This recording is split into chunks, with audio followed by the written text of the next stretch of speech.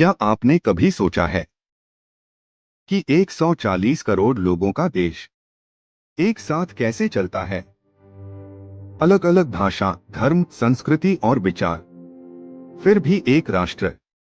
इस रहस्य के पीछे छुपी है एक किताब जिसे हम भारतीय संविधान कहते हैं।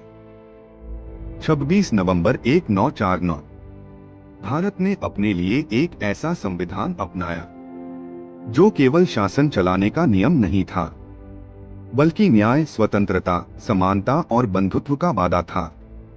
यह संविधान किसी राजा ने नहीं लिखा, इसे लिखा गया भारत के लोगों द्वारा, भारत के लोगों के लिए। दुनिया के लोकतांत्रिक देशों में भारतीय संविधान सबसे विस्तृत लिखित संविधान है। इसके हर अनुच्छेद में एक अनुभव छुपा है, हर शब्द में भविष्य की चिंता। यह सिर्फ कानून नहीं, भारत की सोच और आत्मा का प्रतिबिंब है।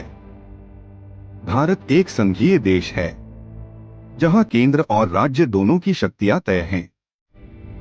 लेकिन संकट की घड़ी में संविधान देश को एकजुट रखने के लिए खुद को ढाल लेता है।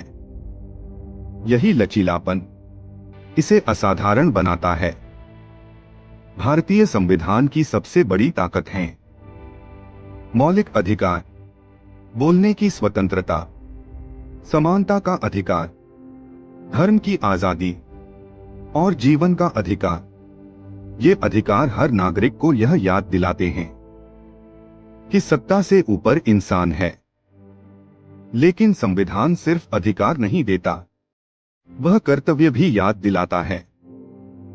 राष्ट्र की एकता बनाए रखना, संविधान का सम्मान करना और देश की गरिमा की रक्षा करना, ये कर्तव्य भारत को भीतर से मजबूत बनाते हैं। भारत का संविधान धर्मनिरपेक्ष है। राज्य का कोई धर्म नहीं, लेकिन हर नागरिक की आस्था सुरक्षित है।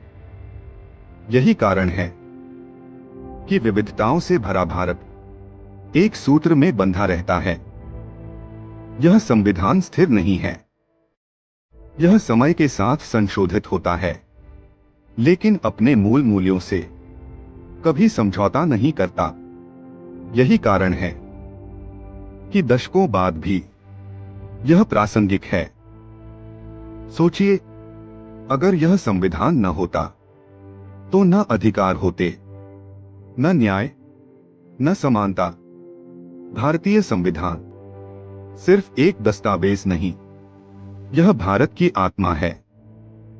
और जिस दिन हमने इसे पूरी तरह समझ लिया, उस दिन भारत सच्चे अर्थों में शक्तिशाली बन जाएगा।